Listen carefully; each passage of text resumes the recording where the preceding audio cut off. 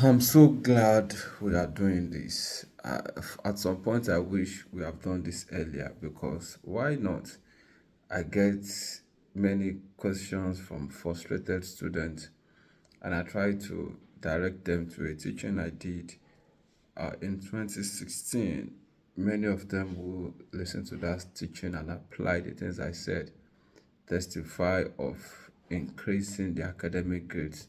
Some graduated with distinctions as a result of that teaching. So, but it's good we are putting this together now because I've never stopped hearing students complain to me about their frustration. Many will say, I read, I don't remember. That is always the case. You feel those that pass or those that remember in the exam hall, all they do is to read and then they will remember. No, it's not like that. If you want to recall in exam hall, that's the way you read. There's nothing like magnetic brain. Yeah, there could be very exceptional people, but those that scored first class, 2-1, and high grades, either in JAM or whatever, it's not because they can read something now. I remember I have many books here. Imagine me pick this book for instance. This book for instance, this very large book. Then I read this book and you tell me to remember everything in the book page by page. I'm not that good. But if I read this book and you set exam on this book, I can assure you that I'm going to score a very good score. I can assure you that either this or this, any of the books that you see there. If you say, read this book, I read, I will understand. There's reading to understand. But if you are setting an exam on it, and you say, I'm setting an exam on it, I will score A. Because there is a way I will read. And that's the way I did my things all through I was in school. That is the same thing I've been teaching to people. So if you follow this short and brief course, you will be able to pass with distinction. That I can assure you of. You'll be able to improve your level at least. If you are below average student, I can assure you of getting to average. If you're an average student, I can assure you of getting to above average. If you're above average student, I can assure you of being a distinction student. When I entered higher institution for the first time, the NC, I was scoring C, B, C, B. But there's this young man that was scoring A.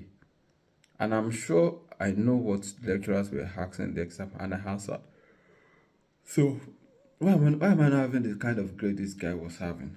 That was when I also realized that there is a way to write exam. There is a way to read to recall for exam in exam hall. There's a way to write exam. The Holy Spirit taught me. No man taught me. The Holy Spirit taught me.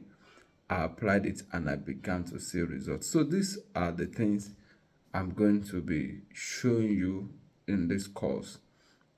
I'm also going to show you the spiritual principles to academic success. Even though I would like to emphasize that academic success is not necessarily a function of spirituality. Many dull students, let me use it that way, many students who don't score good grades find solace in spirituality, and they think spirituality will make up for that. It doesn't work that way. Spirituality will not make up for what you're supposed to do in the natural academically. And in fact, your spirituality, if not contained, could affect negatively your academic results. Also, spirituality could be an advantage. Yes, could be an in fact it's an advantage when it is well channeled.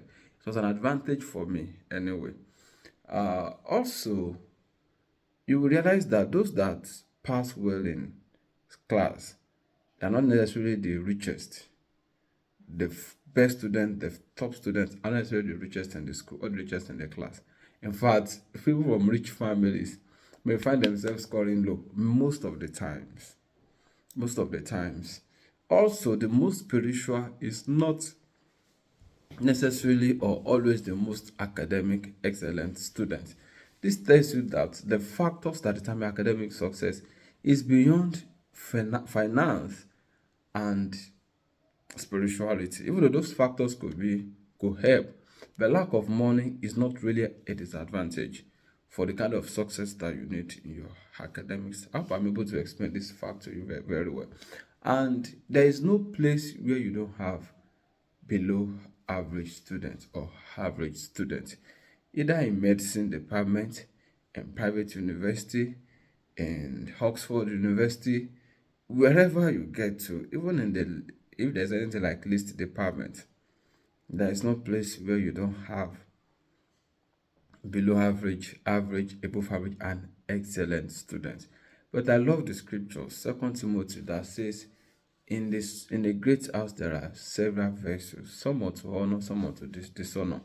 It now says that if a man, that is a vessel, purge itself, it could be a vessel unto honor. That means everybody is given advantage to succeed and to improve their grades. Let me just use that word, to improve their grades. Everybody's given the opportunity, provided they do the necessary thing. It's so simple.